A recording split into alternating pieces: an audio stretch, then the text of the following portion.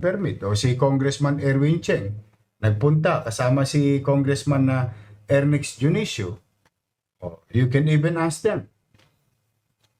Pinagkaitan ko ba yung distrito nila na 5th District at District 1 ng programa ng gobyerno? Hindi. Inaprobahan ko lahat. Sabi ko kay Andres, makabubuti itong gawain ng congressman. Apply na kayo ng building permit. And so on and so forth. Approve. Kahit matanong niyo po, masalubong niyo si Congressman na Erwin Cheng. Hindi ko yan kapartido, ha? Gusto ko lang malaman ninyo. Hindi ko yan nakakasama. Malamang hindi pa nga po ako binoto niyan. But just the same, tapos na ang halalan. Magtutulong tayo. Nagsubmit siya ng mga programa. Inaprobahan ko. Yung nabitin niyang programa, inaprobahan ko. Pinaayos ko pa yung papel. Yan, kaya kasama si Andres. Diba? Para sa mga taga-Maynila, wala nang halong politika. Kapakanan ng mga taga-Maynila. Hindi yung pa-imbestiga pa, sarili mo, ayaw mong imbestiga, magpapagawa ka ng 19 million na barangay hall sa bangketa. Imbis sa aminin na lang yung pagkakamali, para bang sila lang ang tama sa mundo.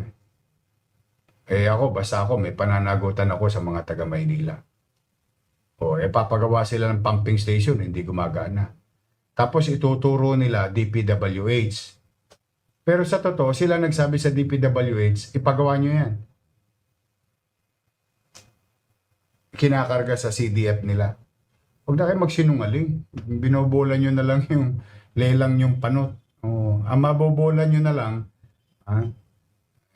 yung sarili ninyo. Alam ng taong bayan, yung mga pagawain na yan, congressman ang nagtuturo. Ang nagdidikta. In fact, pamisam-misam pa, inaaway pa ang DPWH. Uy, pondo ko yan. Uy, distrito ko yan. Dapat dumaan sa akin yan. At madalas yan, kontraktor nila yan. Ngayon, nakita ko yung interview, ang tinuturo, DPWH. Kawawan DPWH. Yung congressman, nagtuturuan pa. Pinagawa yan nung sinundan ko. Ikaw, 6 na taon ka na, 6 na taon ka ng congressman. Anong ginawa mo? Hindi pala tumatakbo. Pero ginagastos sa inyo pa rin. Yun yung sinasabi ko. Kaya kahit ano pa ang bulahin ninyo, yung 2 congressman na, kahit sino pa bulahin ninyo, hindi kayo paniniwala ng tao. Kasi talagang niloloko nyo kami. Saan ka nakakita? Kailan pa naging pwede nagagastusin mo pera ng taong bayan? Bagay, inamin naman nila kami naman ang nagsasabi. Sabi lang, sumunod daw yun sa batas. Ano yung sinunod sa batas? Bangketa. Abogado pa yun. Tagagawa ng batas. At saka lahat po ng barangay hall niya may pangalan niya, no? Oo. Sa kanya ba yun? Hindi ko alam sa Parang kanila. headquarters niya Hindi, sa libingan kasi ganun nakalagay yun. Nilalagyan mo yung, halimbawa, kalsada. Lalagyan mo ng pangalan mo. Ibig sabihin, gusto mo doon kay libing. Ganun yun O doon ka nakalibing. Kasi yun ang nakikita ko sa sementeryo ganun Diba? Lapida. Style naman nila yun. Ako ayoko ng ganung style. Kanya-kanya tayo style. Basta tayo trabaho lang. Pero kung patuloy silang ganyan, makikipagkulitan sila sa atin, sanay naman tayo. Wala namang problema. Para sigurado ako, nagpapagawa kayo ng barangay hall, 49 million. Nagpapagawa kayo ng basketball court, 60 million. Nagpapagawa kayo ng pumping station. Hindi gumagana, 600 million, 700 million. Tanong, napakinabangan ba namin ng mga... Saan ka nakakita, nagpagawa ka?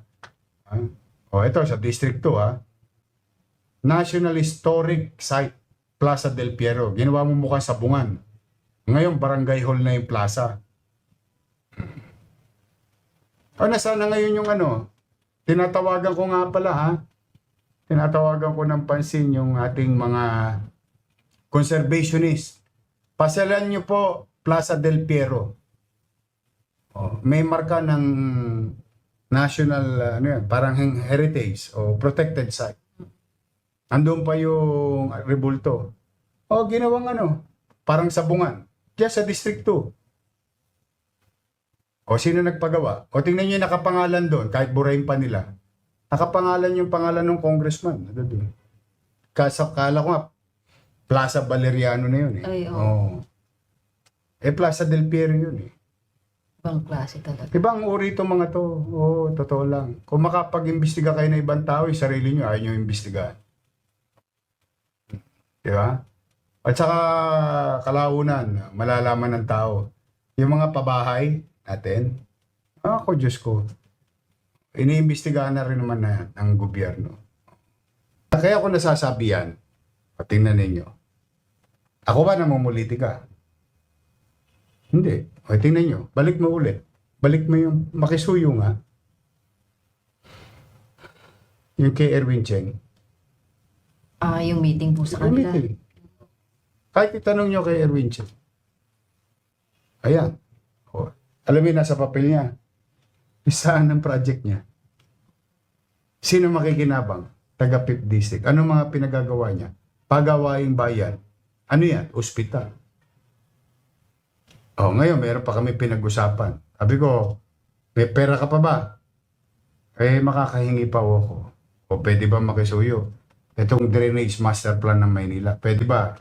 O totokahan kita. Gawa ka ng isang catch basin. Sa distrito mo.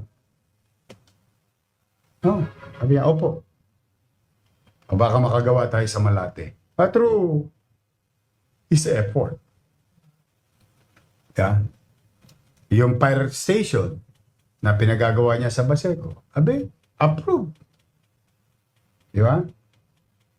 Kapakipakinabang ba yun? Kapakipakinabang. May pirate station. Lagi sunog sa, what do you call this? Sa Baseco. Tanong, to cut the long story short, kasi marami pa mga pa-post pa, lalo lang kayo nabibisto ng tao. Puro lang kayo pagsisinungaling, pa-interview pa kayo. Kayo sa bibig nyo mismo na uhuli. Oh. Tanong, yung dalawang congressman, yung congressman ng District 2 at District 3, kalaban ko sa politika. Opo. Sa politika. Yung congressman man ng District 4 at District 5, kalaban ko sa politika. Opo. Kalaban ko po sa politika. Just lang tayo, kukwentuhan lang tayo. Yung congressman basta sa East, nanalo po si Joey Uy para sa amin. Yeah. Nabante. It's up for the court to decide. Kakambi ko ba si Joey Uy? Opo. Kalaban ko ba si Benny Abante? Opo. O di nasa record na. Ito na, nandito na tayo. Nagpunta si Congressman Ernix, nakakampi ko. Si Congressman Erwin Cheng, kalaban ko.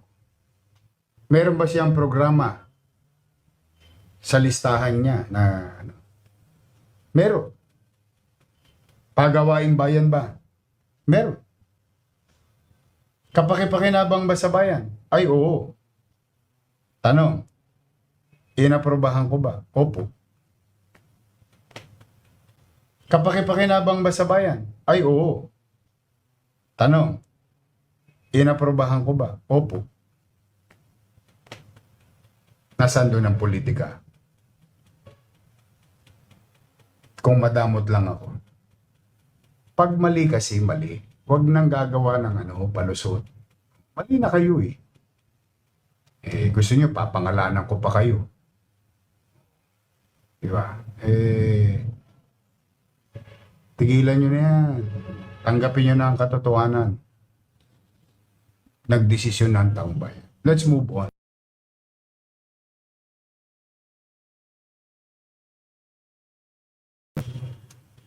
Marami dyan, di ko kasundo. Ang dami kasi natin, 896 barangay na. Kung may narinig ba sila sa akin? Wala naman. Sabi ko nga, di ba? Pinatawad ko na kayo lahat. Meron pa nga ako isang kinausap na chairman sa 3rd District to nung kasagsagan ng bagyo. Ito, ako yung nagtatapat naman sa taong bayan. Para lang makita ng taong bayan, tao rin tayo. Pero, isinasantabi ko ang damdamin ko. At pinangingibabaw ko yung isip ko kung paano mapaglilingkuran ang taong bayan. Kasi yung sakit ng damdamin ko, personal ko lang yun. Kailangan namang ibabaw. Yung dapat mong obligasyon sa taong bayan. Oh, meron ko sinabi yung chairman eh. Sa 3rd district to. Ikaw masasakit ang sinabi mo sa akin nung kampanya. Alam ko sinabi mo sa akin. May mga video pa ako. Pero ito tanda mo. Simula ngayon, pinatawad na kita. Sabi ko sa kanya. Bakit? Kapakanan ng taong bayan yung pinag-uusapan natin. Ano naman siya? Nag-sorry naman. Ayos na. Ayos na. Wala problema. Hindi. Itong dalawang congressman na to, akala mo mga anghel eh. Diyos ko. Wag ako. Mahimik na lang kayo. Trabaho na lang kayo sa distrito niyo. Mas madali yata kitain yung 19 million na barangay hall. Ang lapad, kasi lapad ng bangketa. Kailan pa naging pwede yun? Sa mata ng batas bangketa. Sige nga. Turuan nyo nga ako, baka mali po ako eh. Kung mali ako, hingi ako ng pasensya. Diba? Magtrabaho na lang po tayo para sa kapakanan ng Maynila. Nabulok po tayo. Tanggapin nyo man hindi dahil kayo kakampi nung nakaraan. Bulok tayo. Yun ang tanggapin natin. Nabulok tayo. Nung bandang huli, sinasabi. Nung kinukwento about sa basura, biglang sagot ay hindi namin alam yan. Paano mo hindi malalaman? Congressman kayo, nakikita nyo yung yung basura sa kalsada. Pero kung nung nakaraan, dahil lang nakaupo pa yung kakampi nyo, panay puro ninyo, magaling. Kahit na maraming basura at nagre-reklamo ang taong bayan. So, kung politika at politika, okay lang po ako. Pero ako, pakiusap ko naman. Pag-usapan natin kung ano yung kabubuti ng taong bayan.